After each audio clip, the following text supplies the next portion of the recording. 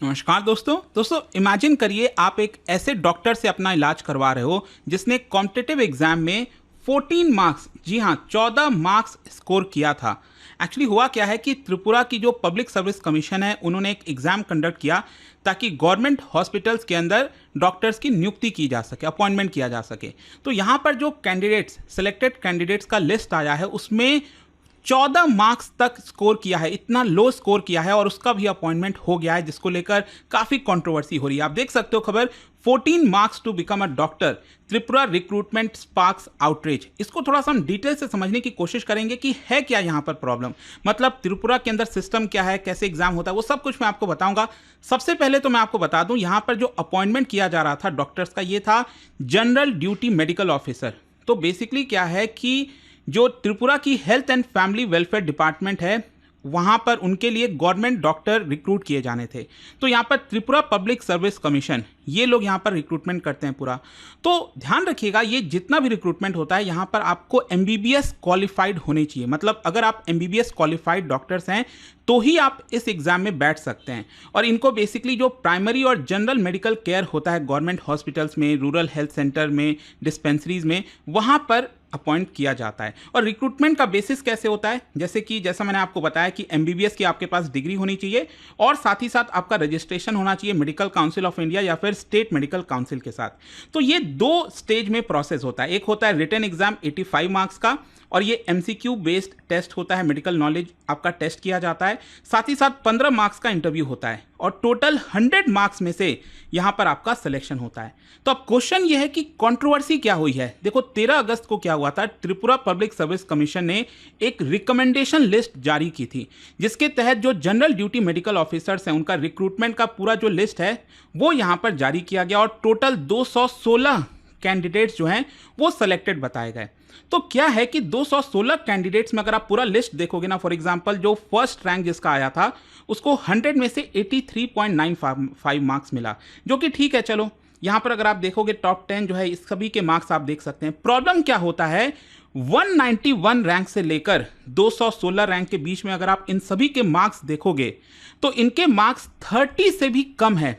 मतलब इमेजिन करिए, नॉर्मली अगर आप कोई भी कॉम्पिटिटिव एग्जाम ले लो तो यहाँ पर मिनिमम 30 मार्क्स, 30% जो है क्वालिफिकेशन तो होता ही है ना, कि कम से कम आपको 30 लाना होगा तभी आपका सिलेक्शन होगा। फॉर एग्जांपल अगर हम यूपीएससी की बात करें तो उसमें जो प्रीलिम्स का एग्जाम होता है उसमें आप सब जानते हैं कि पेपर 1 वहाँ पर उसके बेसिस पर आपका सिलेक्शन होता है, और जो सीसैट वाला पेपर होता है उसमें आपको कम से कम 33% मार्क्स लाने होते हैं, क्वालिफाइंग मार्क्स। तो हर एक एग्जाम में कहीं ना कहीं क्वालिफाइंग मार्क्स होता है, लेकिन यहाँ पर जिन कैंडिडेट्स ने 30 से भी कम मार्क्स लाए थे उनका भी सिलेक्शन हुआ है, जैसा कि आप यहां पर देख सकते हो। इनफैक्ट 216 जिसकी रैंक आई है उसके मार्क्स आए हैं 14.05, 14 मार्क्स में भी यहां पर सिलेक्शन हो गया है।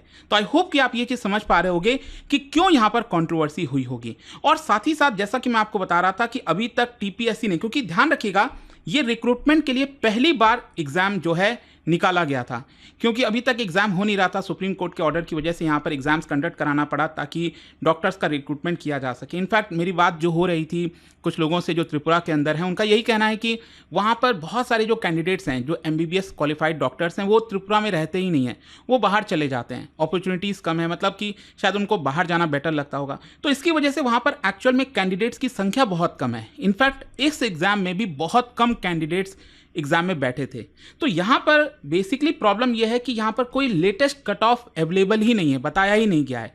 तो लोग इतना अपसेट क्यों हैं? सबसे पहला तो लोग अपसेट इसीलिए हैं कि इतने कम मार्क्स वाले डॉक्टर्स को भी क्वालिफाई कर दिया गया है, उनको सेलेक्ट कर लिया गया है गवर्नमेंट हॉस्पिटल्स के लिए। और इसी की वजह से सिटीजन्स, डॉक्टर, एक्टिविस्ट काफ़ी ज़्यादा अलार्म्ड हैं कि ये उनके पब्लिक कॉन्फिडेंस, पेशेंट की जो सेफ्टी होती है उसके साथ खिलवाड़ किया जा रहा है। और साथ ही साथ उनका यह भी कहना है कि कम से कम कुछ क्वालिफाइंग बार होना चाहिए, मतलब 100 मार्क्स में से कम आप 33 लाने चाहिए ताकि आप इस एग्जाम में सेलेक्ट हो सकें। तो इसी की वजह से इसकी चर्चा हो रही है। इनफैक्ट मैं आपको बता दूं, त्रिपुरा की जो ह्यूमन राइट्स कमीशन है उन्होंने तो एक नोटिस भी जारी कर दिया। अगर आप देखोगे तो इनके द्वारा बोला गया है, मतलब सजेशन दिया गया है, अभी के लिए ऑब्वियस सी बात है ये ऑर्डर पास नहीं कर सकते, लेकिन इन्होंने सरकार को सजेशन दिया है, जो त्रिपुरा पब्लिक सर्विस कमीशन है उनको सजेशन दिया है कि जिनके भी 30 मार्क्स से कम आए हैं उनका जो ज्वाइनिंग है उसको अभी आप रोक लीजिए, ऐसा इनके द्वारा बोला गया है। और इनको 10 दिन का टाइम दिया गया है जवाब के लिए। अभी तक कोई जवाब आया नहीं है सरकार की तरफ से, त्रिपुरा पब्लिक सर्विस कमीशन की तरफ से, लेकिन इनके द्वारा सजेशन यही दिया गया है कि एटलीस्ट 30 मार्क्स से कम जिनके भी आए हैं उनका सिलेक्शन रुकना चाहिए। अच्छा, यहाँ पर लीगल कॉन्टेक्स्ट भी है काफ़ी सारे। अगर आप न्यूज़पेपर आर्टिकल्स में देखोगे तो आर्टिकल 21 की बात कही जा रही है। आर्टिकल 21 में अगर आप देखिए तो राइट टू लाइफ की हम बात करते हैं, लेकिन सुप्रीम कोर्ट ने यहां पर कहा है कि उसमें राइट टू हेल्थ भी आता है। तो क्योंकि ये एक प्रकार का सुप्रीम कोर्ट का जजमेंट है कि right to life also include right to health, तो जब भी यहां पर कोई रिक्रूटमेंट होता है तो वहां पर देखना होता है ह्यूमन राइट्स बॉडीज को, कोर्ट्स को, कि क्या खिलवाड़ तो नहीं किया जा रहा है आपके राइट टू हेल्थ के साथ। तो क्योंकि यहां पर उन डॉक्टर्स का सिलेक्शन हो गया जिनके मार्क्स कम आए हैं, इसी की वजह से त्रिपुरा ह्यूमन राइट्स कमीशन है, उन्होंने यहां पर जवाब मांगा है। और in fact Tripura public service commission के जो सेक्रेटरी हैं उनसे भी जवाब मांगा है कि आपने उनका सिलेक्शन किस बेसिस पर किया, आप इसको जस्टिफाई करिए, आप उनका सिलेक्शन कैसे कर सकते हैं। तो अभी तक मैं आपको बता दूं, यहां पर कोई भी क्लैरिफिकेशन सरकार ने अभी तक तो नहीं दिया है जब मैं ये वीडियो रिकॉर्ड कर रहा हूं। इनफैक्ट जो चीफ मिनिस्टर हैं मानिक साहा, उनकी तरफ से भी ट्विटर पर ये जितने भी सिलेक्टेड कैंडिडेट्स हैं उनको कांग्रेचुलेट किया गया था, लेकिन अभी तक कोई क्लैरिफिकेशन आ नहीं रहा है। खैर, यहाँ पर कई लोग हो सकता है कि इसके फेवर में हो, कई लोग हो सकता है इसके अगेंस्ट में। मैं दोनों के तर्क आपको बता देता हूँ। सबसे पहले जो लोग इसके अगेंस्ट में हैं कि इतने कम मार्क्स को क्वालिफाई नहीं करना चाहिए, तो उनका तो सबसे पहले ये कहना है कि भले ही हो सकता है कि वो सभी क्वालिफाइड डॉक्टर्स हों, लेकिन जब आप कॉम्पिटिटिव एग्जाम्स में बैठते हो, इतने कम मार्क्स अगर आपके आते हैं तो ऑब्वियस सी बात है आपके मेडिकल नॉलेज को लेकर सवाल उठता है कि आपके पास इतना भी मेडिकल नॉलेज नहीं है कि आप कम से कम 30 मार्क्स ला सको, फिर भी आपका सिलेक्शन किया जा रहा है।